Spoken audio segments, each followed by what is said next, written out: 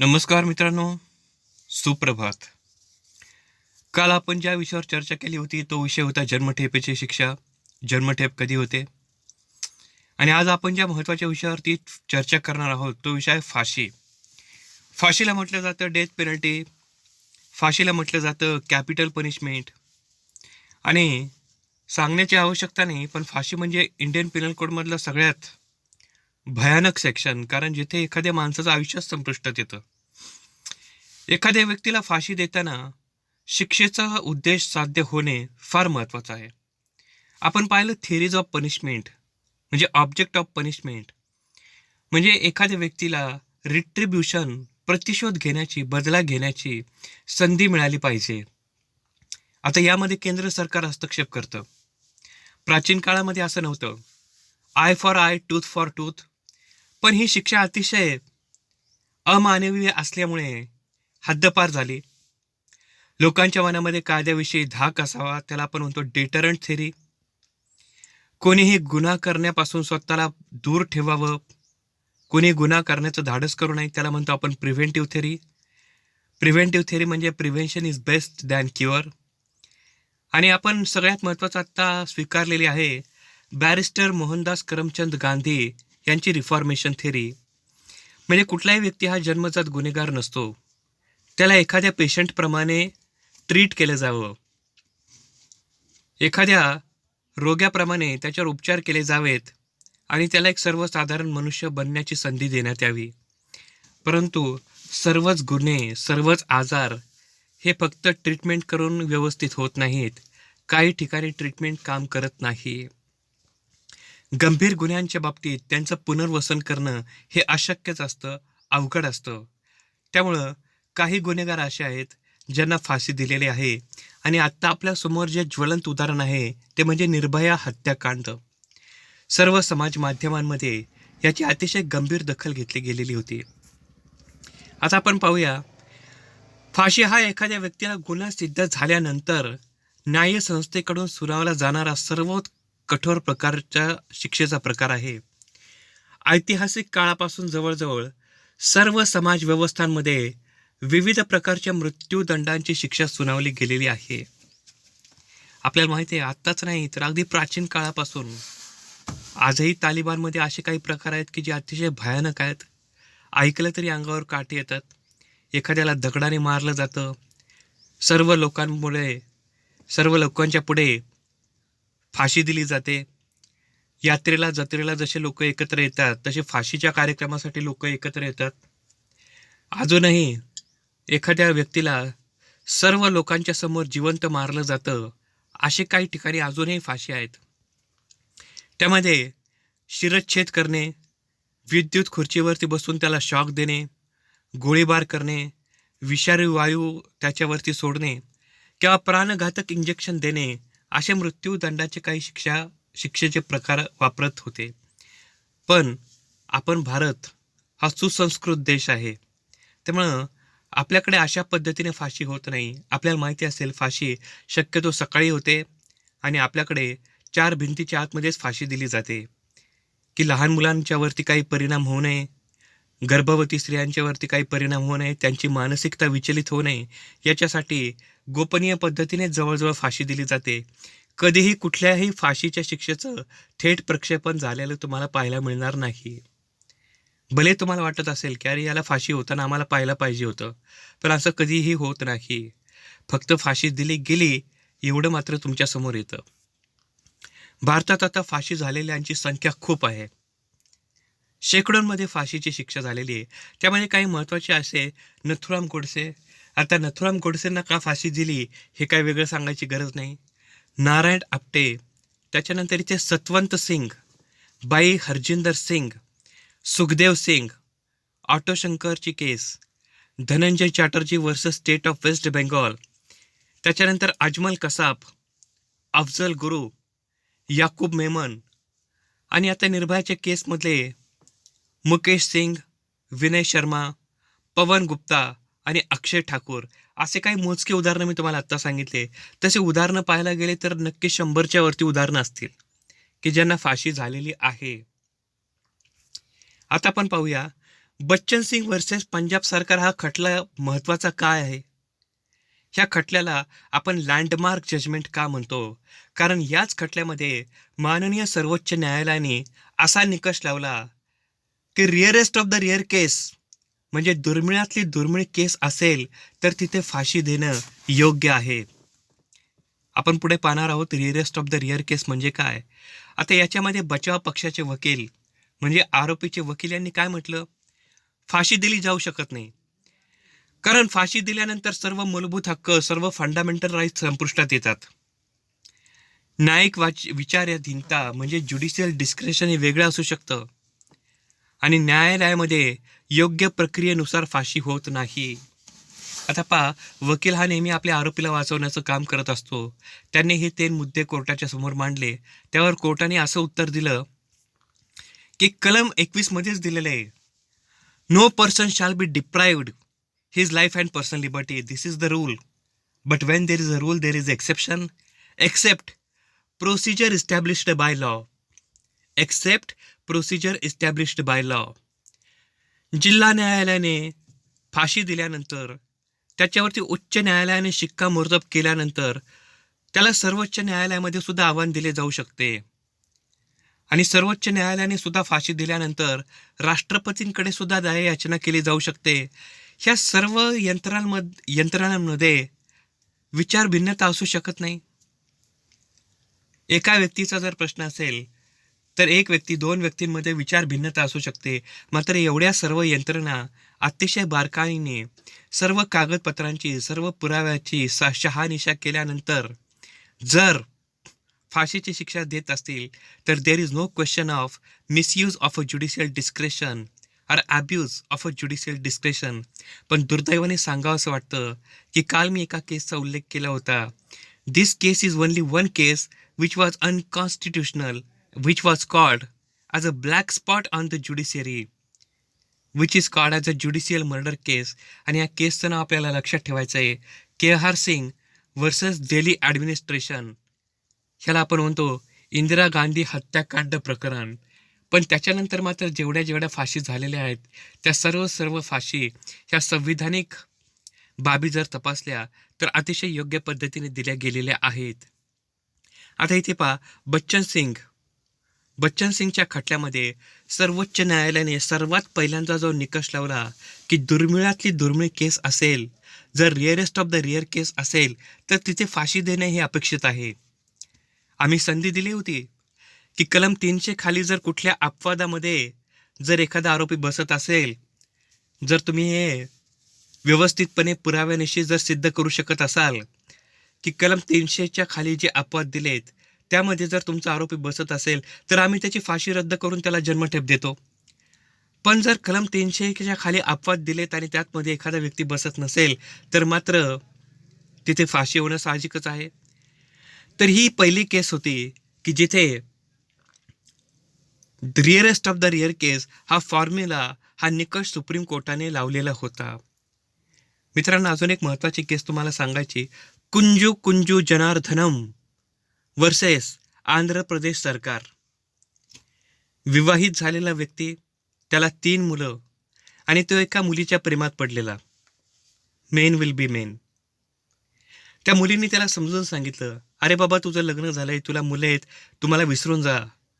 पण रागाच्या भारामध्ये त्याने त्याच्या तिन्ही मुलांना मारून टाकलं, पत्नीलाही मारून टाकलं आणि मारून असं टाकलं की त्यांच्या अक्षरशः तुकडे तुकडे केले.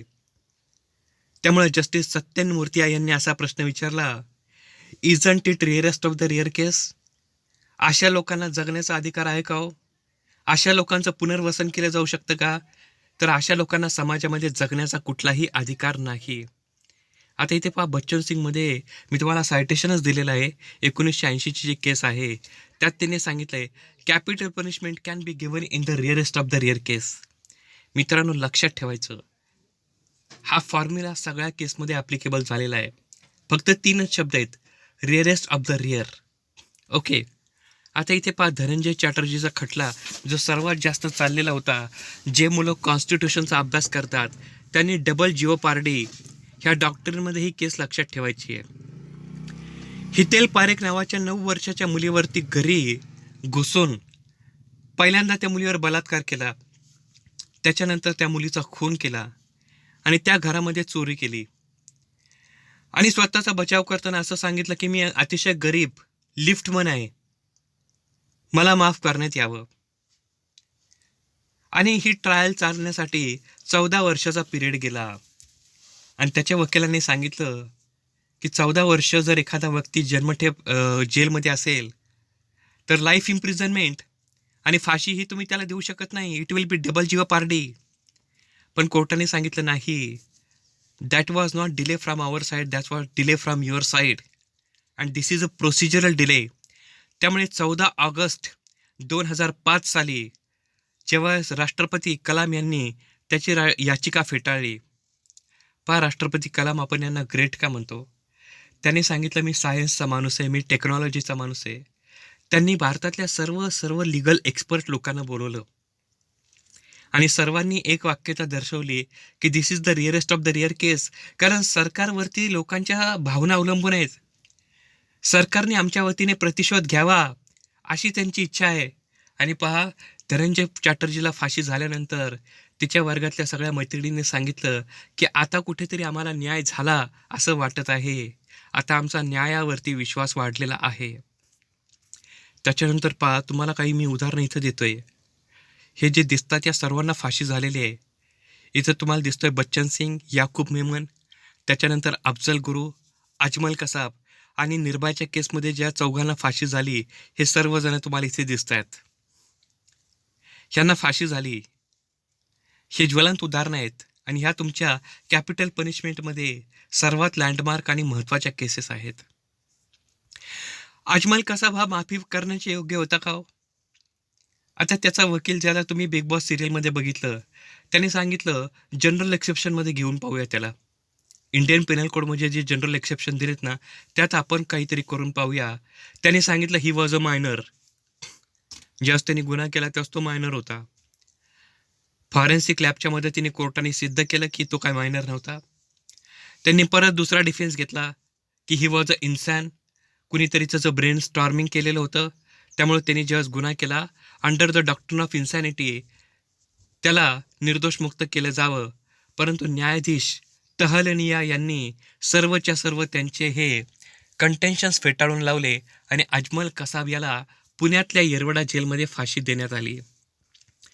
अफजल गुरुने ट्रेझनसारखा देशद्रोहासारखा गंभीर गुन्हा केलेला आहे. आपण ज्याला घटनेचं सर्वोच्च मंदिर म्हणतो त्या संसदेवरती हल्ला केलेला आहे. मग अशा देशद्रोही व्यक्तीला फाशीची शिक्षा देणं हे पण सरकारच्या दृष्टीने योग्य पाऊल होतं. याकूब मेमन पण देशद्रोही होता. आता इथं पोलिसांनी काय गंमत केली, पोलिसांनी त्याला सांगितलं की तू सगळं खरं सांग, आम्ही तुझी शिक्षा कमी करण्याचा प्रयत्न करतो. माफीचा साक्षीदार नाही म्हटलं बरं का त्याला. पण त्यांच्यावरती भरोसा ठेवून याकूब मेमननी त्यांना सगळं सांगून टाकलं आणि कोर्टाने जेव्हा त्याला फाशीच दिली त्यास तो कोर्टात म्हटला का मला पोलिसांनी असं सांगितलं की आम्ही तुझी फाशी कमी करण्याचा प्रयत्न करू, शिक्षा कमी करण्याचा प्रयत्न करू. पण तो विसरला होता under the Indian evidence act the doctrine of estoppel is not applicable against the government and this is the magic of law. त्याच्यासाठी कायद्याचं थरो नॉलेज असणं हे फार गरजेचं आहे. आमचे सहकारी वरिष्ठ विधिज्ञ अरविंद आव्हाड सर म्हणत असतात पहा, एक पेनधारी वकील जो असतो हा 100 तलवारधारी व्यक्तींपेक्षा कधीही भारी असतो. लक्षात घ्या, वकील हा व्यक्ती साधा नाही, वकील हा व्यक्ती भयंकर हुशार. त्यामुळे अशा प्रकारच्या पळवाटा काढल्या जाऊ शकतात आणि आपल्या आशिलाला वाचवलं जाऊ शकतं. मागील वर्षी सर्वात जास्त गाजलेलं प्रकरण निर्भयाची केस. समाजातल्या कुठल्या व्यक्तीने सहानुभूती दाखवली असती बरं? कुठल्या व्यक्तीने सहानुभूती दाखवली असती? निर्भयाचा नुसता खून नव्हता केला, निर्भयाच्या गुप्तांगामध्ये तिच्या शरीराच्या काही महत्त्वाच्या भागांमध्ये लोखंडी सळया घुसून तिचा अतिशय निर्गुण पद्धतीने खून केला होता आणि खून करण्याच्या आधी बलात्कार केला होता. पण अजून कायद्यामधली एक पळवाट अशी होती की 5 पैकी एका आरोपीला मात्र फाशी दिली जात नाही कारण तो व्यक्ती हा अल्पवयीन होता. पण बाकी मात्र 4 व्यक्तीला, 4 त्यातले जे मुख्य आरोपी होते त्या सर्वांना फाशी झाली. अर्थात त्या चौघांपैकी एकाने जेलमध्येच आत्महत्या केली आणि बाकी तिघांना मात्र फाशी देण्यात आली होती. पुण्यामध्ये घडलेलं प्रकरण. पुण्यामध्ये राठी हत्याकांड हे अतिशय नावाजलेलं प्रकरण होतं. मित्रांनो, मला माफ करा जर मी म्हणत असेल लोकप्रिय किंवा प्रसिद्ध नाही, आपण असं म्हणू शकत नाही. Because this was a tragedy. अतिशय दुःखद घटना आहेत, अतिशय हृदयद्रावक घटना आहेत. मालक आणि कामगार यांच्यामध्ये पगारासंबंधी, कामासंबंधी काही वाद होते. तर तेथे काम करणाऱ्या लोकांनी घरामधील महिलांना आणि अगदी लहान मुलांच्या 8-9 महिन्याच्या मुलांना सुद्धा वॉशिंग मशीनच्या ज्या वायर असतात त्यांनी गळा आवळून त्यांचा खून केला होता. अशा लोकांना आपण म्हणू शकतो का त्यांचं पुनर्वसन केलं जावं? असे लोक बसू शकतात का एक्सेप्शन्समध्ये? त्यांची फाशी रद्द करून त्यांना जन्मठेप दिली जाऊ शकते का? नाही. त्याच पद्धतीचं प्रकरण अजून पुण्यामध्ये घडलं होतं. तुम्ही जर मराठी चित्रपट पाहत असाल का, मी सजेस्ट करेल की कायद्याच्या मुलांनी हा नक्की चित्रपट पाहावा. नाना पाटेकर आहे म्हणून नाही म्हणत मी तुम्हाला, परंतु याच्यामध्ये जोशी अभ्यंकर हत्याकांड अतिशय चांगल्या पद्धतीने दर्शवलं गेलेलं आहे. ह्या चित्रपटाचं नाव आहे माफीचा साक्षीदार. त्याच्यामध्ये जक्कल, सुतार, जगताप आणि शहा ह्या सर्वांना फाशी झालेली होती. त्याच्यानंतर रंग आणि बिल्ला दिल्लीमध्ये एका तरुण मुलीवरती बलात्कार करून तिचा खून केला आणि पुरावा नष्ट करावा म्हणून तिच्या लहान भावाला अतिशय निर्घृणपणे मारून टाकण्यात आलेलं होतं. अशा रंगा आणि बिल्ला यांना सुद्धा फाशी देण्यात आलेली होती. राष्ट्रपतींकडे दया याचना केली जावी की नाही याच्याबद्दल बरेच तर्कवितर्क आहेत, बऱ्याच चर्चा आहेत. परंतु कलम 72 नुसार राष्ट्रपतींकडे दया याचना केली जाऊ शकते. पण हा राष्ट्रपतींच्या विचाराधीन असणारा निर्णय आहे. अतिशय अपवादात्मक परिस्थितीमध्ये राष्ट्रपतींनी दया दाखवली आहे. उदाहरणार्थ पहा, राजीव गांधी हत्याकांड प्रकरणामध्ये नलिनी नावाची जी स्त्री होती ती गर्भवती होती आणि शक्यतो गर्भवती स्त्रियांना फाशी दिली जात नाही. आणि असंही म्हणतात, ही माझी कन्फर्म माहिती नाही पण मी ऐकलेलं आहे की कुठेतरी सोनिया गांधी यांनी सुद्धा असं सजेस्ट केलं होतं की त्या महिलेला फाशी देऊ नका, तिला जन्मठेप द्या. त्यामुळे नलिनीची फाशी रद्द करून तिला मरेपर्यंत जन्मठेपेची शिक्षा देण्यात आलेली आहे. त्यामुळे आपण पाहू शकतो की गेल्या 25-30 वर्षापासून नलिनी ही जेलमध्ये आहे आणि कदाचित आता ती मरेपर्यंत जेलमध्येच असणार आहे. भारताच्या माजी राष्ट्रपती सौ प्रतिभाताई पाटील यांना आपण अतिशय दयाळू राष्ट्रपती असं का समजतो? कारण ज्यांना ज्यांना त्यांच्या काळामध्ये फाशी झालेली होती त्या सर्वांचे रूपांतर त्यांनी जन्मठेपेमध्ये केलेले होते. आता व्यक्ती म्हणून पाहिलं तर हा दृष्टिकोन चांगला वाटतो, परंतु व्यक्तिमत्व म्हणून जर त्यांनी असं केलं असेल तर बाकी बरेच लोक असं ऑब्जेक्शन घेऊ शकतात, अशी हरकत घेऊ शकतात on the grounds of equality की आमची सुद्धा फाशी माफ करा. पण त्याच्यानंतर मात्र प्रणव मुखर्जी ज्यावेळेस सत्तेमध्ये आले राष्ट्रपती म्हणून, त्यांनी याकूब मेमनची आणि अजमल कसाबची दया याचना फेटाळून लावली आणि त्यांना फाशी देण्यात आली. भारतीय राज्यघटनेमध्ये, भारताच्या इतिहासामध्ये आत्तापर्यंत एकाही महिलेला फाशी झालेली नाही. अशी चर्चा चालली होती माध्यमांमध्ये की पहिल्यांदाच फाशी होणार आहे. शबनम शेख नावाची जी उत्तर प्रदेशमधली महिला आहे, एका व्यक्तीवरती तिचं प्रेम जडलेलं, दोघं एकमेकांच्या प्रेमात होते. ह्याच्यासाठी घरच्यांचा विरोध होता.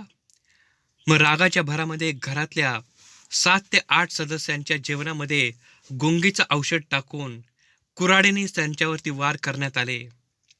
पण त्याच्यातून एक लहान मुलगा बचावला.